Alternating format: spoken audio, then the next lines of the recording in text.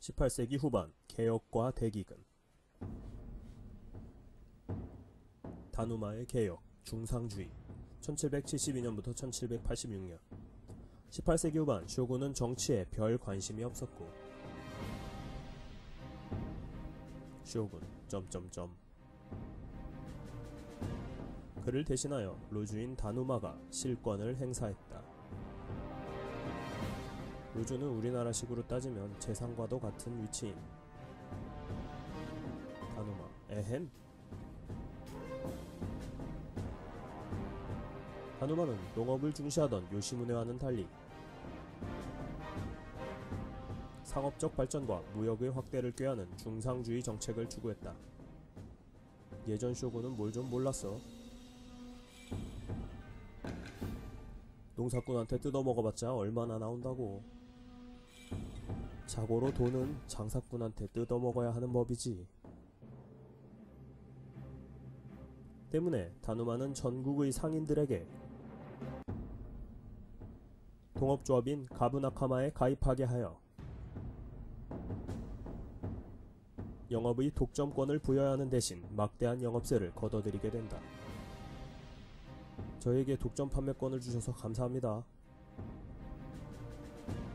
하하하, 누이 좋고 매부 좋은 거지 뭐. 또 화폐 발행을 통해서 재정을 확충하고자 했으니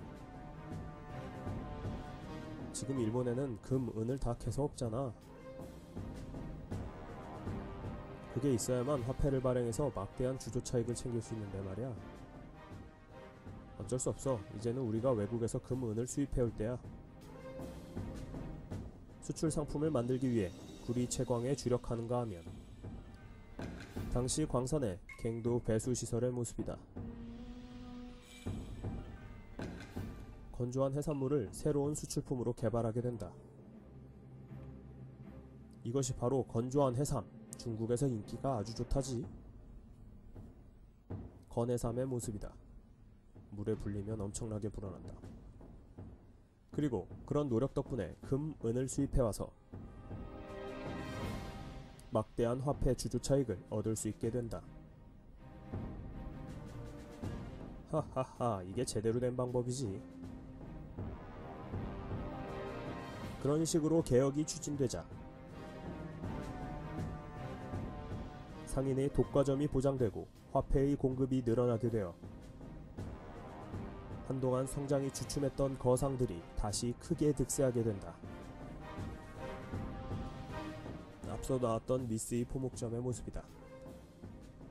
상인, 다시 좋은 세상. 그러나 다누마의 정책은 빈부격차를 심화시켰다. 동업조합을 통한 독과점을 인정해준 결과 영세한 존인들은 물건을 제대로 팔 수도 없어서 빈털터리가 된 채 도시를 전전하거나 농촌으로 귀농을 할 수밖에 없었기 때문이다. 기득권층에 만연된 뇌물 문화도 심각한 사회 문제였다. 특히 다누마의 집 앞에는 승진과 이득을 노리는 무사 존인들로 매일같이 문전성시를 이뤘는데 어느 날 다누마 앞으로 인형이라는 글자가 적힌 커다란 상자가 도착하여 이게 뭐지? 상자를 열어본 다누마는 그만 깜짝 놀라고 마는데 뜨아,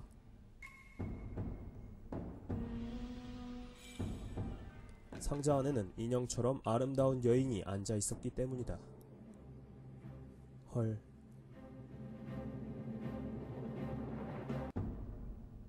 이처럼 당신은 사람을 뇌물로 바칠 정도로 부정부패가 만연한 시대였다. 텐메이 대기근 1783년부터 1788년. 다누마의 개혁은 방법이 잘못됐기는 했어도 상업발전의 길을 다시 열었다는 점에서 그 의의가 있었다. 하지만 에도 막부는 다시 중농주의로 회귀하고 만다. 잉? 일본 역사상 최악의 기근이었던 텐메이 대기근의 여파 때문이었다. 18세기 지구촌은 여전히 소빙하기 상태에 있었다.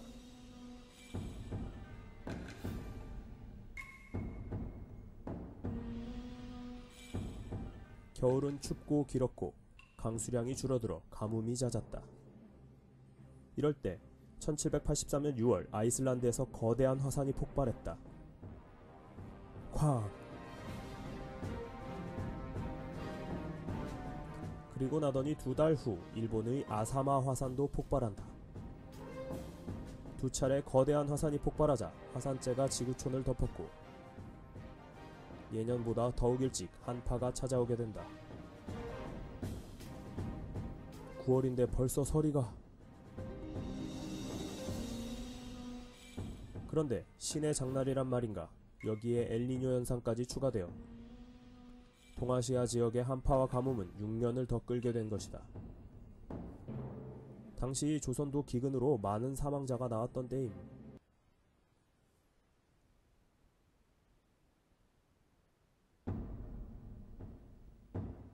그런데 화산까지 터졌던 일본의 상황은 어떠했겠는가?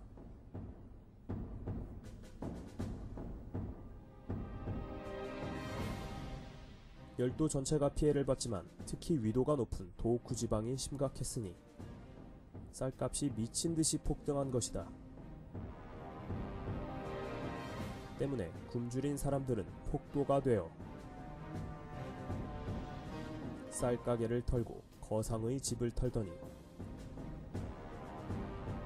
개, 말, 소와 같은 가축들을 닥치는 대로 잡아먹기 시작했다. 막번은 서둘러 비축미를 풀면서 백성들의 구휼에 발벗고 나서기도 했지만 무려 6년이나 지속된 기근이었으니 나중에는 버텨낼 재간이 없었다. 사람들은 먹을 것을 찾아 산천을 헤매기 시작했고 나뭇껍질, 풀뿌리도 마다하지 않았으며 짚을 갈아 가루로 먹는가 하면 독초를 뽑아서 삶아 먹을 정도였다.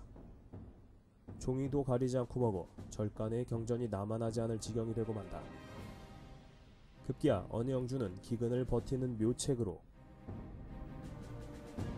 진흙이나 배설물을 익혀먹는 방법을 백성들에게 가르치는가 하며 여기저기서 인육을 먹는 사람들이 나타나기 시작했고 어떤 이들은 인육을 개고기로 속여 팔기도 했다. 텐메이 대기근 당시의 끔찍한 상황을 그린 그림이다. 여기저기서 굶어 죽은 시체들이 나뒹굴었고 굶주림에 면역력이 떨어져 전염병으로 죽는 이들도 속출했다. 당시 얼마나 사망했는지는 정확한 수를 알 수 없지만 일본의 인구가 총 92만 명이 줄어들었다고 하니 17세기 한반도를 덮쳤던 경신대기근, 을병대기근 못지않은 피해였다. 다만 인구 대비로 보면 일본의 피해는 상대적으로 적었음. 그 이유는 무엇 때문이었을까? 일본이 조선보다 재정 상태가 좋아 구휼미가 더 많았던 탓도 있지만 홋카이도, 도호쿠 지역에서는 감자를, 규슈 지방에서는 고구마를 재배했던 덕에 피해를 줄일 수 있었던 것이다. 참고로 조선은 고구마는 19세기부터 감자는 19세기 중엽부터 재배하기 시작했다는.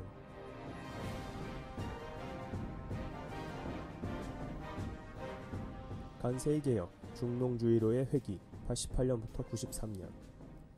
대규모 기근에 대해 막번이 제대로 손을 쓰지 못하자 농민과 존인의 불만이 크게 고조되었고 도시와 농촌에서는 여기저기서 입기가 일어나고 있었다. 농민, 백성들이 굶어 죽는 판에 무슨 세금이냐? 존인, 쌀값을 내려라. 우리들은 뭘 먹고 살란 말이냐? 도시마다 쌀가게를 터는 백성들로 사회 불안이 한층 고조되었다. 무사들 또한 생활 기반인 봉급조차 제대로 지급받지 못해 가혹한 시련을 맞이해야만 했으니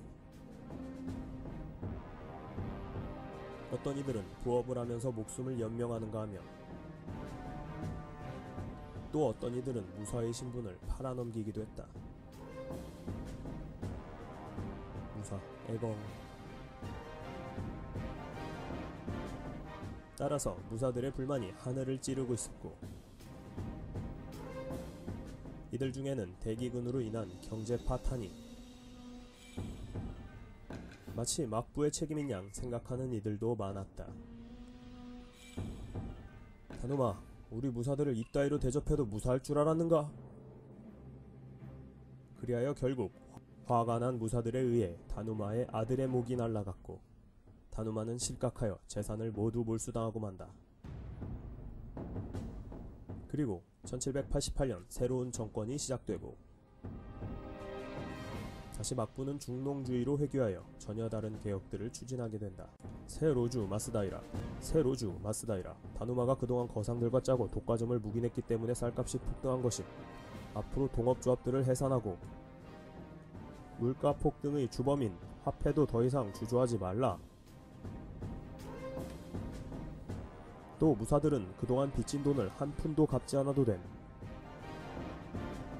농민을 위한 법령들도 내렸다. 농민들의 생활이 힘들다고 하니 부역을 대폭 줄이고 기근으로 황폐해진 산에 나무를 심고 황무지를 개간하고 치수사업에 주력하라. 또 농민들은 농사에만 주력해야 하니 장사 등의 부업은 금지. 앞으로 기근 대비를 위해 전국적으로 충분한 곡식들을 비축하도록 1791년 더불어 유교 교육 강화도 주력하게 된다. 사회 기강을 바로잡으려면 유교적 도덕이 부활해야 함. 전국적으로 번교를 증설할 것. 미풍양속을 해치는 유곽들은 없애고 풍속을 저해하는 그림들도 금지. 그랬었다. 새 정부는 정치적 위기를 극복하기 위해 상업의 탓인 양 그 책임을 전가했고 중국식 유학으로 돌파구를 찾고자 했던 것이다. 이게 바로 동아시아 성장의 한계임.